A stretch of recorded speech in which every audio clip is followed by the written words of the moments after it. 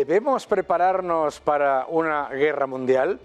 De momento, el mercado, como siempre ocurre, no descuenta una situación gravísima.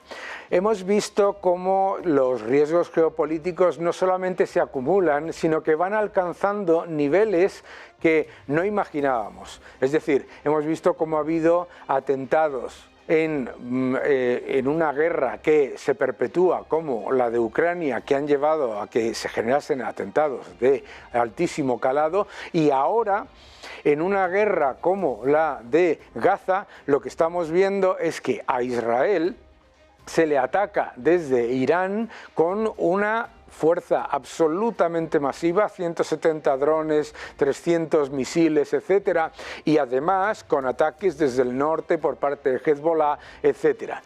Todo este entorno, de repente, pues el mercado, el sábado, cuando salta ese ataque de Irán a Israel, un montón de gente inmediatamente empezó a mirar a todos aquellos activos que nos podían indicar qué era lo que pasaba y cómo podía reaccionar el mercado. ¿Qué es lo que pasó? El Bitcoin, que estaba cotizando, bajó significativamente, pero rebotó rápidamente el domingo. La bolsa de Tel Aviv terminó el domingo al alza. Y cuando los mercados se despiertan en el lunes en el que mucha gente temía un lunes negro, lo que hemos visto ha sido que los mercados han reaccionado de una manera muy tranquila. Ojo, porque todavía no se está teniendo en cuenta cuál va a ser la respuesta de Israel. Pero ¿qué es lo que tenemos que tener en cuenta? Me da exactamente igual lo que descuente el mercado hoy. Recordemos que cuando saltó la guerra de Ucrania, el mercado también alcanzó máximos como si no pasase absolutamente nada y después tuvo una corrección. La cuestión es cómo prepararnos para evitar los sustos que se puedan generar cuando el riesgo salte. Porque el riesgo en el mercado se acumula lentamente y pasa muy rápidamente. La gente piensa, los ciudadanos piensan que nos podemos preparar una vez que salte. No, tenemos que prepararnos antes y simplemente siendo conscientes de que la probabilidad de una guerra mundial es bajísima, pero ojo, lo que no podemos ignorar es el aumento del riesgo geopolítico. E ignorar el aumento del riesgo geopolítico es extremadamente peligroso. El mercado lo está haciendo y ¿cómo nos preparamos? Hay que tener oro, hay que tener dólar. El mercado entero es una gigantesca apuesta a favor de todo tipo de activos que tiene como contrapartida el dólar. Por lo tanto, hay que estar expuesto al dólar ante una corrección de mercados que nos permite tener un colchón y que nos permite mirar las oportunidades en un entorno en el que lo que percibamos es entonces que podemos, digamos, ver las cosas de una manera más o menos positiva. Por lo tanto, mucho cuidado con ignorar el riesgo geopolítico. El riesgo geopolítico significa más polarización global, significa peores condiciones de comercio, significa riesgo inflacionario si se continúa expandiendo la masa monetaria mientras la producción real de la economía privada no mejora. Y también, ojo, el riesgo geopolítico también significa menor potencial de crecimiento en la economía y menor productividad. Por lo tanto, hay que estar muy atentos, no ignorarlo, prepararse, tener colchones, oro, dólar, también Bitcoin, etcétera, pero sobre todo estar muy poco orientados a un ciclo expansivo masivo. Hay que ser simplemente más prudentes. Seguid defendiendo la libertad.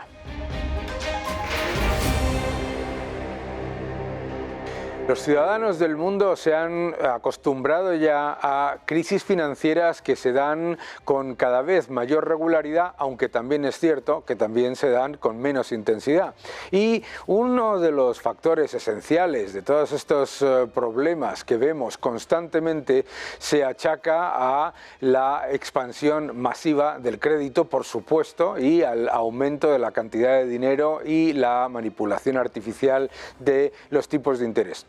Los ciudadanos muchas veces no saben dónde echar la culpa y siempre nos gusta poner el foco sobre ideas y elementos que son claves para el debate. Y qué mejor momento para hablar sobre el coeficiente de caja del 100% que ahora con mi buen amigo Philip Bagus. ¿Cómo estás, Philip? Muy bien, muchas gracias. Muchas gracias por venir, estás en tu casa. Philip es profesor titular de Economía de la Universidad Rey Juan Carlos y de su máster en Escuela Austriaca. Es premio de Economía Ludwig Erhard y ha publicado este libro fantástico que es una crítica a la teoría monetaria de Juan Rayo, que ha comentado en este programa también, buen amigo del programa, y desde un punto de vista claramente, pues obviamente intelectual e interesante. Merece la pena que le expliquemos a la gente primero qué significa esto de un 100% de coeficiente de caja en los bancos. Significa que los bancos no pueden apropiarse del dinero que tú tienes en tu banco y tienen que tenerlo siempre ahí en dinero propio, hoy es dinero, es el efectivo. Es decir, si todos vienen al mismo tiempo a pedir el dinero en efectivo, está ahí. Eso es el coeficiente de caja de 100%. Mucha gente, lo que ocurre es que, claro, cuando escucha la palabra depósito, cuando piensa yo estoy poniendo un depósito en el banco, se piensa que ese dinero está a lo mejor ahí en el sótano o en una caja fuerte, guardado, etcétera, y no, obviamente ese dinero se invierte, el balance de un banco tiene los depósitos, la deuda, el capital, las reservas, toda esa parte que se utiliza para luego prestar. Si los bancos tuviesen el 100% de lo que ponemos en depósitos en caja, ¿tú crees que eso generaría un menor riesgo de crisis financieras y por qué? Sí, claro, porque lo que has comentado antes, las crisis financieras, los ciclos económicos están causados por la capacidad de los bancos de crear nuevo dinero con una reserva fraccionaria. Pueden crear nuevos medios fiduciarios, prestarlo, inyectarlo en el mercado de préstamos y así los tipos de interés bajan porque se ofrecen más préstamos, bajan artificialmente, ya no el tipo de interés que debería ser el precio más coordinador de la economía porque coordina el comportamiento presente con el comportamiento futuro, se distorsiona, baja artificialmente, aunque no hayan aumentado los ahorros reales. Y la consecuencia es que este señal distorsiona lo que hacen los empresarios y ellos invierten de forma más optimista en proyectos más ambiciosos a los cuales no hay suficiente ahorros para sostenerlos al final. Y luego viene la recesión y todos estos proyectos erróneamente emprendidos tienen que liquidarse y eso es la crisis, cuando se corrige esta distorsión. Y todo esto se eliminaría con un coeficiente de caja de 100%. Aparte de las crisis bancarias, de la financiación del Estado, porque ya sabes que mucho dinero que se crea, tarde o temprano, llega a financiar al Estado y el estado de bienestar. Claro, no solamente, es que yo creo que esa es la parte clave, ¿no? Yo creo que el gran problema de las crisis financieras simplemente viene porque se disfraza el precio del dinero y la cantidad de dinero para perpetuar la financiación de los déficits públicos. Los bancos centrales no bajan los tipos de interés y aumentan la recompra de bonos por fastidiar, ¿no? Lo hacen porque tienen que financiar un déficit público. Si la clave está ahí, donde se crea el dinero artificialmente, es vía déficit público, ¿cómo iba a limitar un 100% de coeficiente de caja la expansión masiva del gasto público? Bueno, hay que distinguir entre un 100%, un patrón fiat y un patrón oro. Ya. Es decir, aunque tengas... Es decir, no lo evitaría. Claro, o sea, porque el banco de hecho, si me permites, o sea, si los bancos tienen un 100% de coeficiente de caja, el único creador de dinero sería el Estado y por lo tanto sería una especie como de facto nacionalización de la creación de dinero, ¿no? Sí, sí, existe el Banco Central puede imprimir nuevo dinero y dárselo al Estado o comprar la deuda estatal. El caso de Argentina es distinto porque Milei quiere introducir un coeficiente de caja de 100%, pero eliminar el Banco Central. Así importaría pues, la política monetaria, lo que imprime la Reserva Federal, pero la Reserva Federal no va a comprar bonos argentinos, por lo cual se corta la financiación del déficit público argentino, que es el principal objetivo de la reforma del Milei. No, claro, en Argentina efectivamente lo que tiene que hacer es parar la emisión monetaria del Banco Central, ¿no? Eliminar el Banco Central y además eliminar o reducir el riesgo de creación artificial de dinero, de pesos, en una economía en la que la demanda de pesos es cada vez menor. ¿Cómo se lidia en otra economía? Olvidémonos de Argentina, ¿vale? Obviamente Argentina tiene una moneda que es una moneda que es completa, absolutamente fallida, no tiene demanda, ¿no? Entonces me da exactamente igual el que la cree. Pero ¿cómo en un sistema en el que la creación de dinero se va a dar de cualquier manera, ¿no? Porque claro, no se va a imponer una reserva como es el oro a los estados, ¿no generaría una distorsión todavía mayor el tener un coeficiente 100% de caja, por ejemplo, en Estados Unidos? ¿O que tendríamos que tener una banca libre? ¿Cómo lo haríamos? Pues claro, mientras que tenemos el papel moneda, ahí está el incentivo del Banco Central de imprimir más. Entonces es solo un paso intermedio, por ejemplo, en la reforma monetaria que ofrece el profesor Huerta de Soto. Primero se establece el 100% y luego se vuelve al patrón oro, porque con el patrón oro el oro no se puede imprimir. Entonces ya se corta la financiación del Estado a través de la manipulación del dinero. Y efectivamente, o sea, son dos pasos, ¿no? Primero se pone la reserva coeficiente de caja 100% para los bancos, después se va al patrón oro. ¿Qué Estado aceptaría eso? No está en el interés del Estado. Entonces, no existe, perdóname, solamente lo digo por las prioridades, ¿no? ¿No sería mucho más lógico poner primero el corsé al Estado y después el coeficiente de caja de 100%, sabiendo que el Estado siempre tiene el poder de coerción y de imposición sobre los ciudadanos y por lo tanto podría utilizar el 100% de caja como una forma de renacionalizar la economía y tomar el poder financiero total, ¿no? ¿No sería más lógico ponerle primero el corsé al Estado, que al final es el que crea el dinero artificialmente? Los bancos no pueden crear dinero artificialmente a menos que la regulación les imponga que prestar al Estado necesita 0% de capital y que invertir en bonos del Estado no necesita capital o prácticamente ningún capital, ¿no? Es la única manera en la que puedes... Y además, si no ponemos el corsé primero al Estado, ¿no?, el 100% de coeficiente de caja no estaría en un fuerte o en una caja de seguridad. ¿Estaría invertido en qué? En bonos del Estado, ¿no?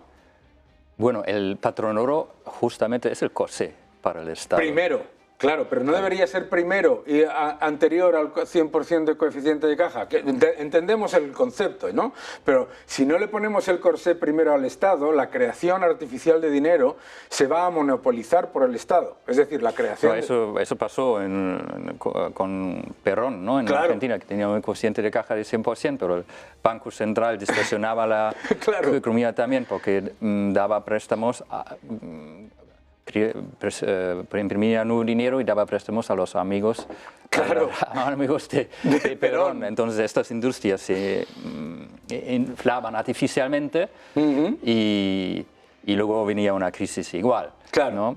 Entonces una cosa es la regulación de los bancos, que ahora la regulación les permite tener un coeficiente de caja fraccionario, que es una distorsión brutal, porque tenemos el multiplicador bancario, como sabes, que va de un banco al otro, entonces se multiplica por mucho, ¿no?, el dinero base que se introduce en el sistema.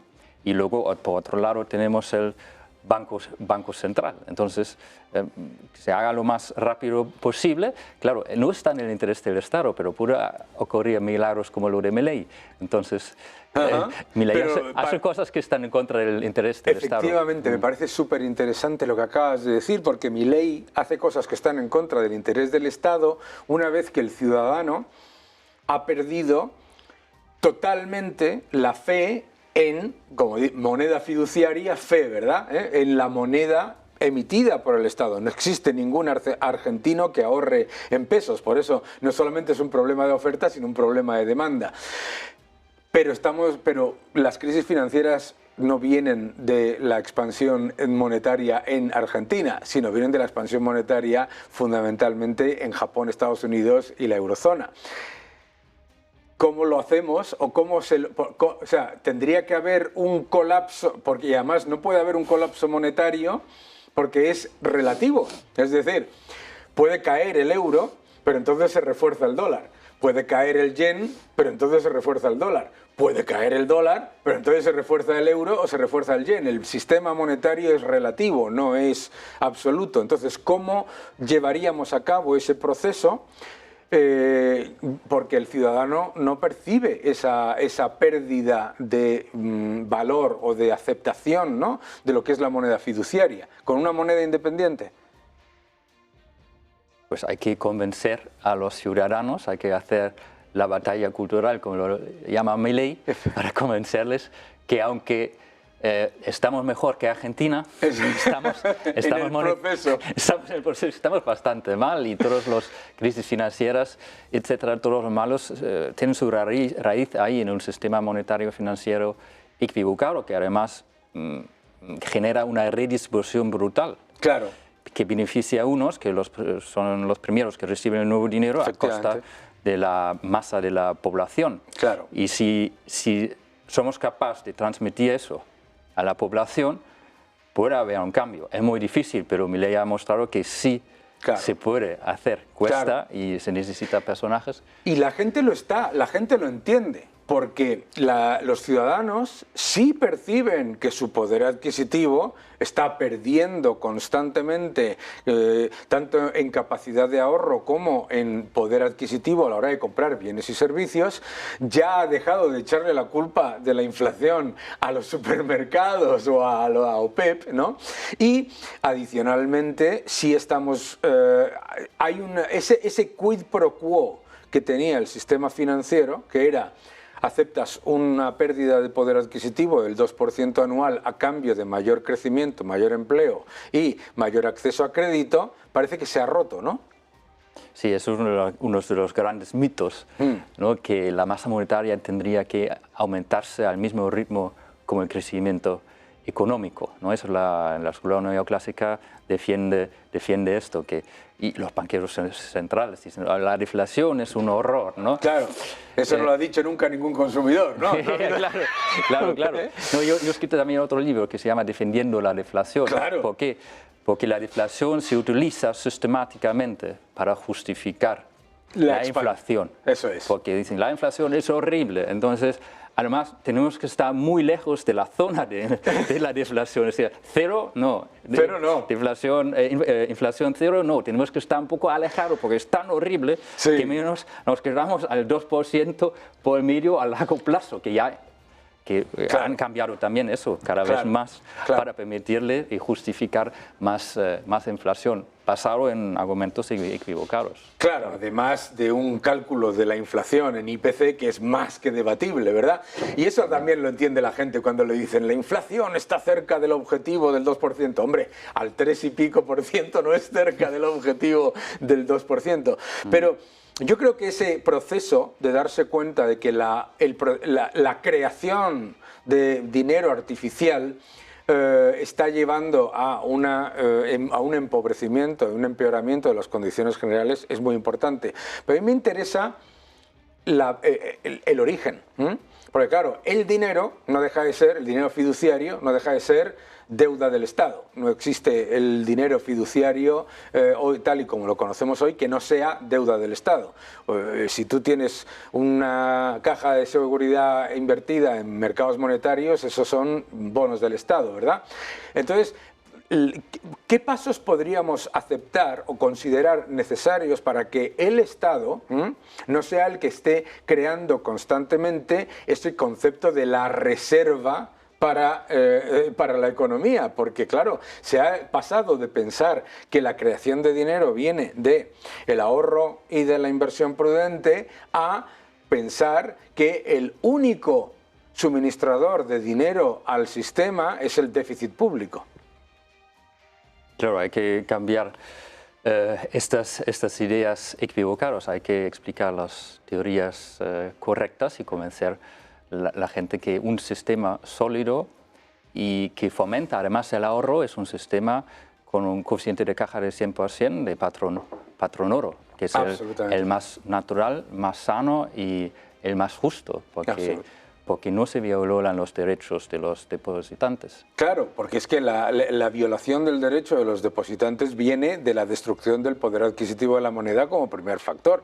Y el segundo es que estás depositando un dinero que el Estado está inmediatamente convirtiendo en mayor deuda pública y en mayor... Por eso a mí me interesa, para cerrar un poco esta idea, ahora estamos viviendo este auge de ya la aberración más brutal que pueda existir en teoría económica y monetaria, que es esto de la teoría monetaria moderna, ¿verdad? En la que nos dicen que es el Estado el que crea reservas para el sector público, para el sector privado, y que por lo tanto el ahorro es malo y que lo bueno es el consumo y la deuda.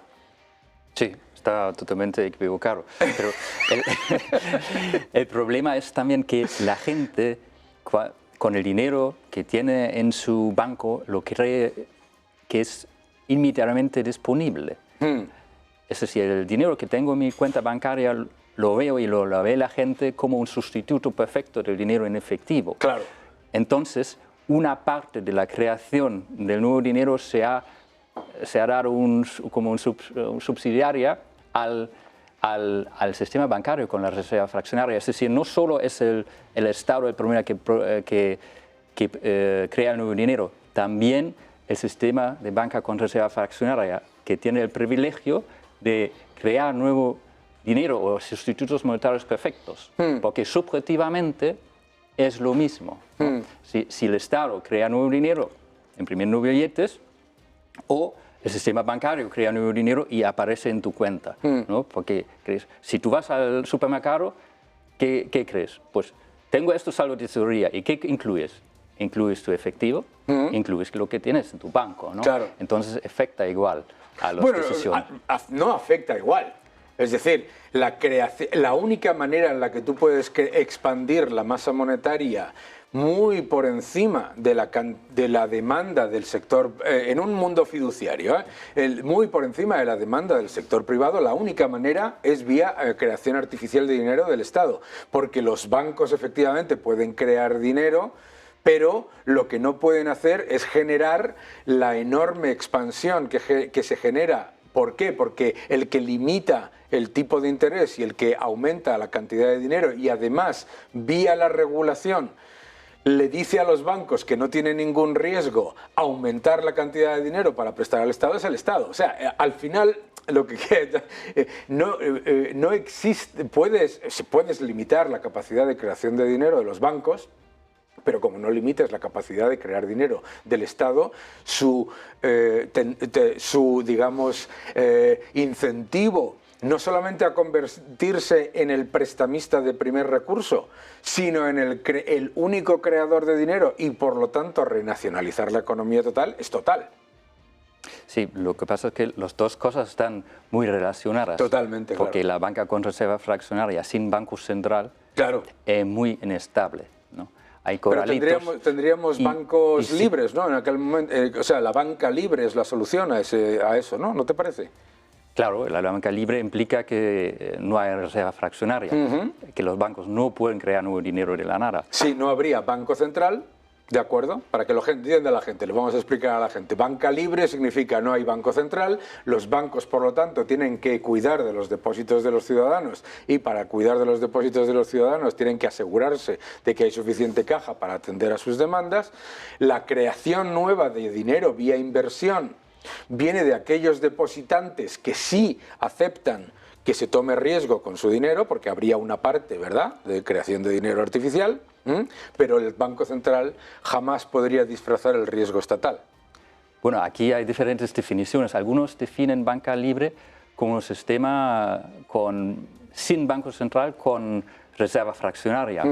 No me gusta mucho porque, en mi opinión, cuando no hay un Banco Central y los bancos crean nuevo dinero, violan los principios generales de derecho, por lo cual no sería libre. Para mí libre es cuando se respetan los principios generales de derecho que exigen distinguir claramente entre un préstamo y un depósito. Sí. Entonces, hubiera una banca de custodia con coeficiente de caja de 100% y luego habría una banca de inversión, eso es, donde hay fondos monetarios, es decir, etcétera. Habría creación artificial de dinero igual. Pero la banca de inversión no crea sustitutos monetarios perfectos. Claro. Recoge ahorros, ya. emite, por ejemplo, bonos, claro, y lo transfiere estos ahorros a otros. Claro. Entonces no crea nueva capacidad adquisitiva la banca de inversión. Esa es la gran diferencia. Claro, efectivamente. Entonces no hay una distorsión entre el ahorro y la inversión con la banca de inversión. Claro. Con la banca con reserva fraccionaria es justamente crear nuevo dinero, pero nadie ha ahorrado antes. Claro. Porque a mí lo que me preocupa no es que me preocupe, o sea, lo que estás diciendo tienes absolutamente toda la razón. Lo que yo creo que es el gran problema es no poner el freno si no ponemos el freno primero al Estado. Porque si no ponemos primero el freno al Estado, por ejemplo, en Venezuela, el Estado le echaba la culpa a los bancos de la creación artificial de dinero, aumenta la cantidad de caja que tienen que tener hasta creo que es un 25, un 30%, no me acuerdo lo que es, etcétera, etcétera, y resulta que es el Estado el que crea todavía más dinero y destruye todavía más el poder adquisitivo. Por eso, para mí, el elemento, ¿no?, el elemento esencial y primero es el parar no solamente la tentación, sino el poder del Estado vía coerción y vía violencia. Está claro, el fin tiene que ser eliminar el Estado, pero mientras que exista, claro, pues hay que trabajar en la dirección correcta. Y claro, si hay un sistema con bancos con reserva fraccionaria, claro, presionan muchísimo que se introduzca un banco central, por ejemplo, como vimos con la Reserva Federal, donde eran los banqueros JP Morgan, Rockefeller y Kuhn-Loeb que presionaban para la introducción de la Reserva Federal. ¿Por qué? Porque en la crisis de 1907 JP Morgan consiguió estabilizar el sistema, pero por muy poco. Entonces quería los costes de estabilizar este sistema inestable, pues, externalizar a través de un banco central, que así salva a los banqueros. Entonces hay Pero el Banco Central no salva a los banqueros, el Banco Central salva a los estados. El Banco Central, o sea, yo creo que es que nos hemos creado una idea, ¿no?, de que los Pero en 2008 ¿no crees que el Banco Central salvó al sistema bancario financiero? No, bueno, en el 2008, hombre, a ver, no es, el Banco Central a lo que salvó es a los bonos del Estado. ¿Por qué? Porque al final todo el sistema financiero que conocemos hoy en día es una gran apuesta, long short, ¿vale? Short US Treasuries, es decir, short el bono del Estado, short el dólar, ¿vale? Largo cualquier otra cosa. Cuando esa parte del activo sufre una fuerte depreciación y además uno detrás de otro, ¿sabes?, por una pérdida de poder, de valor de los activos todos a la vez, lo que estás poniendo en peligro es la deuda del Estado. Y por eso inmediatamente el Banco Central no compra acciones de los bancos, no compra los activos que tienen los bancos en préstamos a las empresas, etc. No, Lo que compra son bonos del Estado vía quantitative easing y lo que compra con nueva creación de dinero son mortgage-backed securities que estaban garantizados ¿por quién? Por Freddie Mac y Fannie Mae, que son entidades estatales. En realidad, el quantitative easing es un gigantesco rescate al Estado, pero no me importa. La cuestión es evitar que el Estado aproveche que empieces por la banca comercial para decir ¡alegría! A ver, hay una simbiosis, ¿no? Entre Hombre, claro, el sector financiero y el Estado, está claro. Y está claro que el Banco Central se podría también hacer un balance consolidado, ¿no? Del Estado sí, y el sistema financiero. Entonces, diría, claro, están juntos, están en el mismo barco y cuando se hunde uno, el otro se hunde también. Pero está claro que también el Banco Central rescata a los bancos del sistema financiero. Pero fíjate Ha comprado también, en la crisis financiera, hizo nuevas facilities para apoyar inversiones de los bancos, sí. Commercial Paper Facility, claro. Y también la facility para apoyar a los fondos monetarios, que claro. se habían ido al carajo también. ¿Y en qué están invertidos los fondos monetarios? Claro, los fondos monetarios viven en deuda pública. Sí, es decir, se basa todo el sistema todo el sistema económico, todo el sistema financiero está basado... Pero claro, si el Banco Central salva, como dices, rescata al Estado, está rescatando también el sistema financiero. Efectivamente, pero por eso lo primero, por eso te digo que van juntos. Por eso te digo que sí, van juntos, pero lo primero, antes de darle al Estado la mayor arma para renacionalizar toda la economía, lo primero es parar la capacidad del Estado de masivamente aumentar sus desequilibrios y convertirse en el único creador de dinero y en el único originador de crédito al sistema. Porque si no lo haces empezando por el Estado y empiezas por los bancos, el Estado dice, gracias Daniel, gracias Philip, Venezuela. Bueno, si haces patrón oro, no. Por eso hay que poner primero. Exacto. Salvo que eliminar el patrón oro. Entonces siempre está basado, obviamente, en la oposición de la población. Si la población cree que necesitamos patrón oro y el político que abole el patrón oro le vamos a meter a la cárcel o le vamos a poner en un tribunal, entonces es sostenible. Pero si la gente se deja seducir por ideas socialistas que dicen el Estado necesitará gastar más y el patrón oro nos restringe, entonces estamos peligrosos. Pero hay solución, solución y como estás demostrando tanto Milei como tantas otras personas, y gracias por esta charla súper interesante, Philip, ha sido muy interesante, y lo que tenemos que hacer es continuar defendiendo las ideas de la libertad. Gracias por hacerlo, muchas gracias por venir a tu programa, cuando quieras. Muchas gracias, ha sido un placer, Daniel.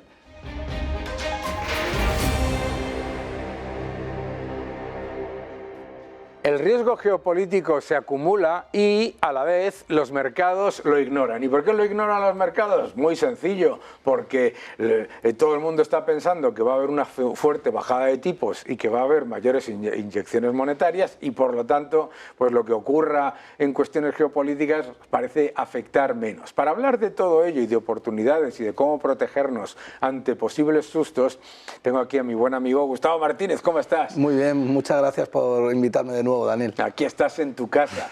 Hemos hablado en este programa sobre la importancia de tener oro, lo hemos hecho además en detalle, y mucha gente nos pregunta, vale, muy bien, aquí estamos hablando todo el día de riesgo geopolítico, de los posibles sustos y vaivenes que se puedan crear. ¿Cómo creamos una cartera diversificada que nos proteja ante los llamados cisnes negros que por definición no tenemos capacidad de predecir, claro? Muy bien, Daniel. Yo creo que eso, lo más importante es introducir lo que es un cisne negro, ¿no? Porque hoy este fin de semana ha hablado mucha gente de que el conflicto, la escalada era un cisne negro cuando no lo era, ¿no? No lo era porque Estados Unidos ya había avisado y bueno, un cisne negro se caracteriza porque es algo que coge de sorpresa al mercado y que no está, por tanto, descontado en ningún aspecto en el mercado, en ninguna parte de la cotización. Quizás un cisne gris podríamos hablar, que es una cosa que está más intermedia, ¿no?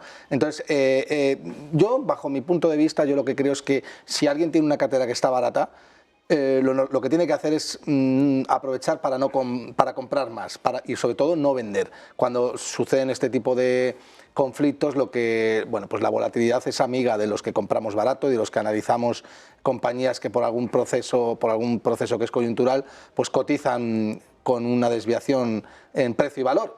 Y eso es lo que tenemos que procurar, mantener la calma, aprovechar la volatilidad a nuestro favor y sobre todo aislarnos del ruido de mercado, ¿no? Dicho esto, pues hay instrumentos, Daniel, como bien sabes tú, pues que protegen mejor en épocas de volatilidad que otros. Yo creo que lo mejor que puede hacer un inversor experimentado cuando hay volatilidad es comprar más, y cuando no está experimentado y quiere sortear esa volatilidad y por tanto no sufrir o intentar protegerse, pues ir a activos que se denominan activos de risk off o activos que presentan aversión por el riesgo, ¿no? Y estos tradicionalmente pues son los de siempre, ¿no? No ha cambiado nada en los últimos 50 años y estamos hablando sobre todo del dólar, estamos hablando de todos los activos que estén denominados en dólares con respecto a la deuda más a corto plazo denominada en dólares, sería la nota americana en todos los tramos de la curva, los bonos americanos en todos los tramos de la curva y luego, por supuesto, el oro. Si se trata de un conflicto bélico más profundo, ¿no? Y eso es un poco la idea, ¿no? Una cartera pues que sea defensiva. Claro. Una de las cosas que en las últimas épocas se ha dado es la idea de que para tener una cartera que te proteja contra una guerra, lo que tienes que estar es en el lado opuesto de las inversiones sostenibles. Sin embargo, lo que se ha demostrado en los periodos de volatilidad es que mucho de lo que las inversiones sostenibles que son empresas que generan caja y que generan beneficios, no esos unicornios ahí tal y que cual, no lo hacen mal, ¿no? Pero claro, lo que es verdad es que hay un montón de inversores a los que no se les permite invertir en defensa, por ejemplo, ante una guerra, ¿no? Entonces, ¿qué sectores podríamos decir que pueden ser interesantes para mantener esa posición de socialmente responsable y a la vez, bueno, pues no poder invertir en algunos sectores? Es cierto lo que dices, ¿no? Hay inversores que tienen, o yo diría gestores, ¿no? Que tienen restricciones con respecto a invertir en defensa, ¿no? En empresas que se dedican a crear armas o que son más susceptibles de revalorizarse potencialmente en una escalada, en un conflicto bélico, ¿no?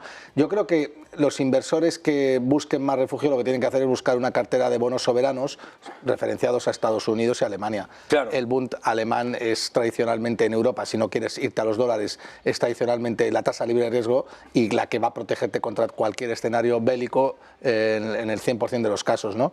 Y el resto de bonos probablemente amplíen su spread, es decir, su diferencial de riesgo con respecto a la tasa libre de riesgo que es el Bund. Y en Estados Unidos, clarísimamente, el refugio va a ser la nota americana y el dólar, ¿no?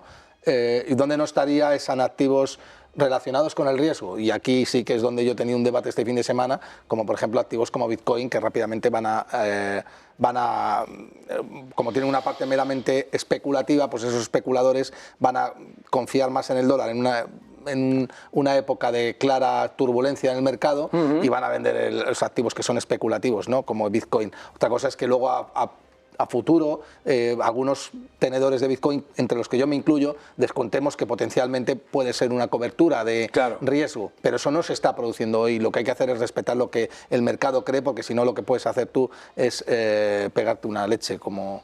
Hombre, es que yo creo que el debate sobre Bitcoin no tiene ningún sentido desde el punto de vista, parece como religioso, ¿no? Tienes que negar la evidencia de que el problema, el talón de Aquiles del Bitcoin es que su liquidez es el dólar.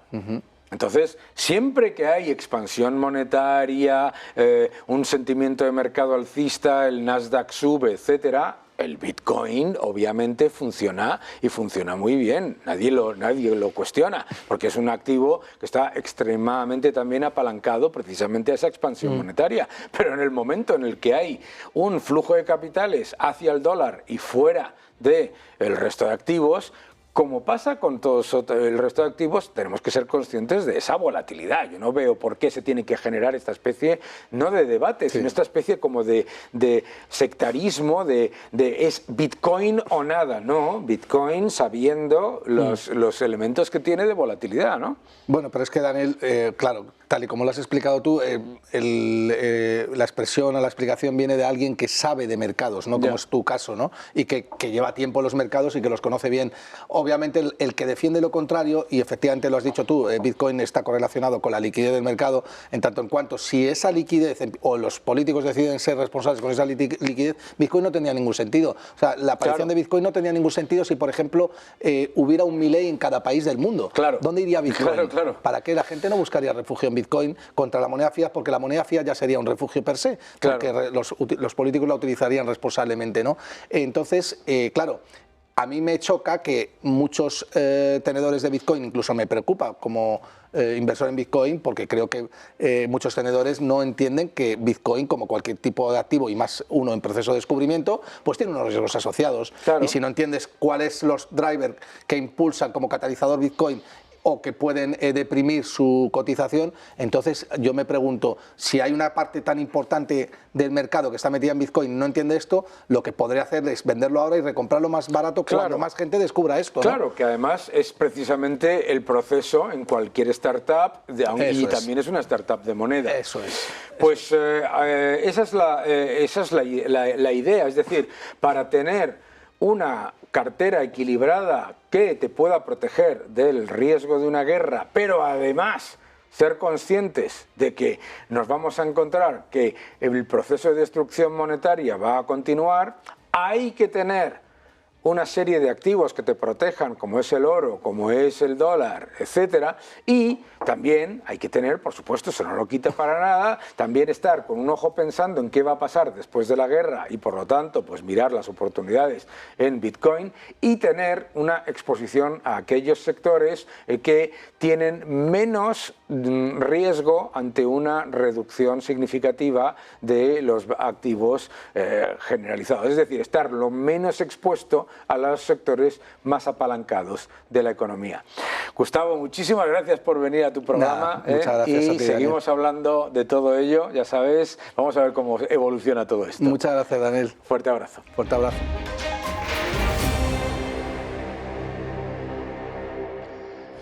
Hola Daniel, hoy para Money and Market te traigo dos datos importantes. El primero, acaba de sacar el SEPE los datos de las prestaciones por desempleo al mes de febrero.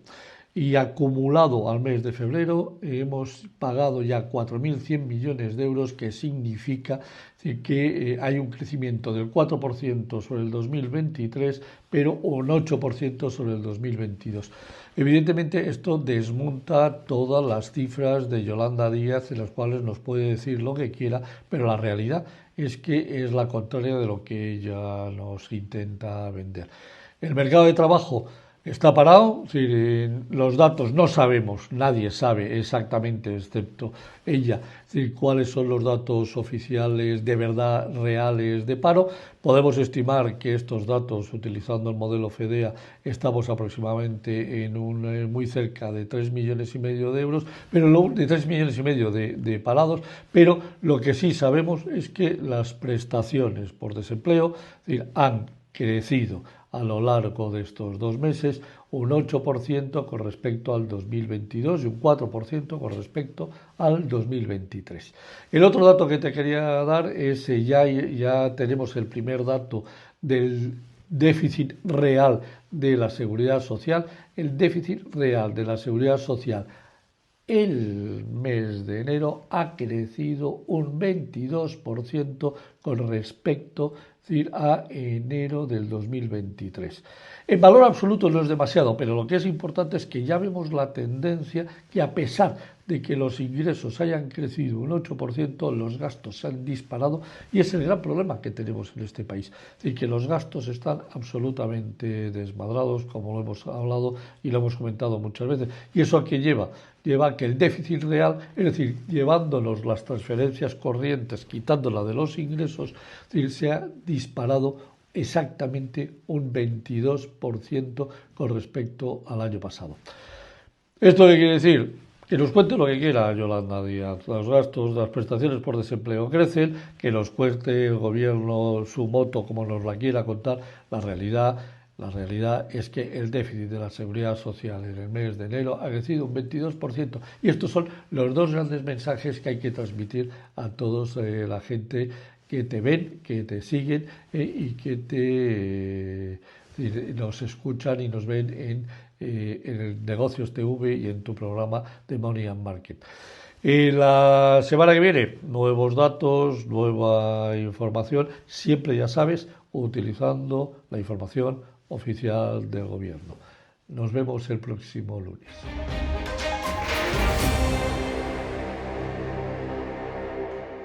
Los gráficos de la semana nos muestran varios factores y es importante que tengáis en cuenta que los estamos mostrando el lunes en el que se ha empezado a ver en el mercado qué es lo que está ocurriendo tras los ataques de Irán a Israel.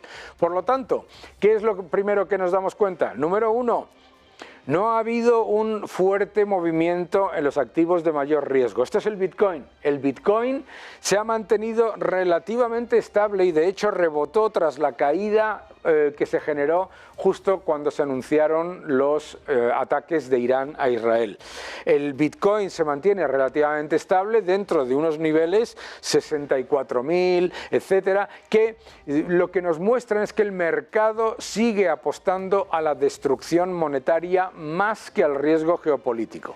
Vamos a ver el siguiente gráfico porque yo creo que es importante tener en cuenta algo muy relevante, que es en este gráfico cortesía de JP Morgan, cómo lo que el mercado en realidad le está prestando más atención es a la expansión de crédito que se estima que se va a generar tras las bajadas de tipos. Aquí lo veis, las condiciones de crédito están subiendo y por lo tanto el mercado le presta menos atención al riesgo geopolítico, menos atención a los eventos que no son extremadamente monetarios y más a la expectativa de que mejore rápidamente el crédito y con ello los PMIs y con ello la sensación de euforia en el mercado. Es decir, el mercado le está prestando mucha más atención a la bajada de tipos y a la cantidad de dinero que al riesgo geopolítico. Vamos al siguiente gráfico.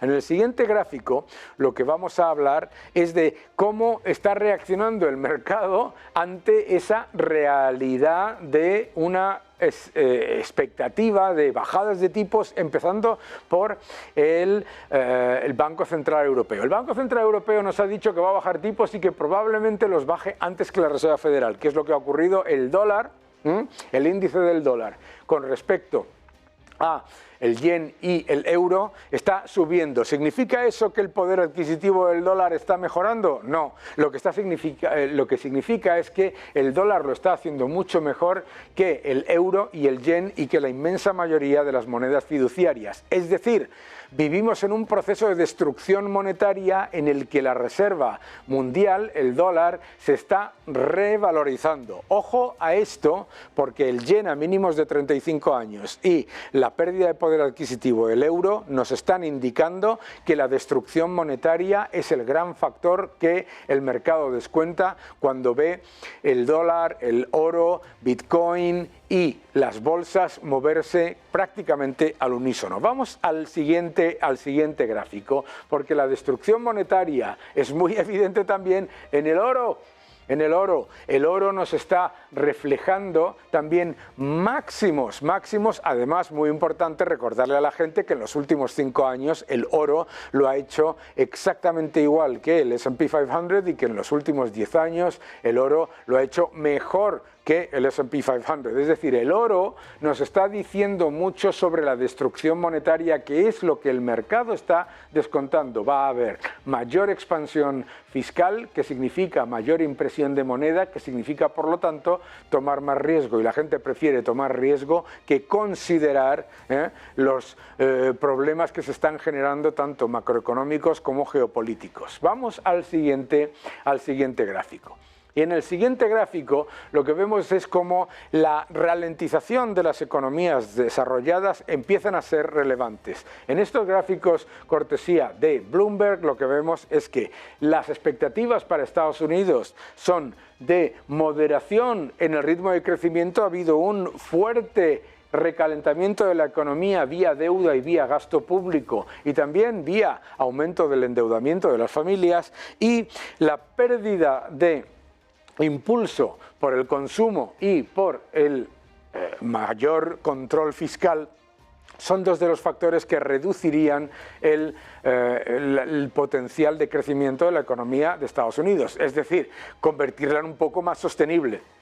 Lo insostenible, mis queridos amigos, es esto. Lo insostenible es aumentar 2 billones de dólares la deuda para después generar solamente 1,5 billones de crecimiento. Eso es lo insostenible. Vamos al siguiente gráfico porque nos dice algo parecido de China, pero mucho más sostenible. En el caso de China, se espera un crecimiento de entre el 4,5 y el 5%, eso sí, sin expansión monetaria y sin expansión fiscal. Es decir, China no necesita de un estímulo fiscal ni monetario para generar el crecimiento que ha anunciado. Es verdad que significa un crecimiento menos agresivo que el que se veía hace unos años, pero es que eso era insostenible, hay que empezar a quitarle a la gente de la cabeza que es bueno crecer vía deuda. Siempre le digo a la gente que es mejor crecer poco como Alemania y reducir la deuda, o crecer un 2,5% como España y aumentar la deuda más del doble. Hombre, pues no tiene ningún sentido el debate. Creo que el caso de China es un caso paradigmático de la demostración de por qué no hacen falta estímulos fiscales ni monetarios ante una economía que tiene factores todavía sólidos, y de hecho así se eliminan los riesgos de aumentar todavía más problemas en el sector inmobiliario y en los sectores más apalancados. Por lo tanto, preparémonos para una situación que lo que nos está diciendo es mayor destrucción monetaria, mayor empeoramiento de las condiciones para los ciudadanos, empeoramiento del poder adquisitivo de las monedas y, por lo tanto, no ignorar el riesgo geopolítico y ser conscientes del riesgo monetario. Seguid defendiendo la libertad.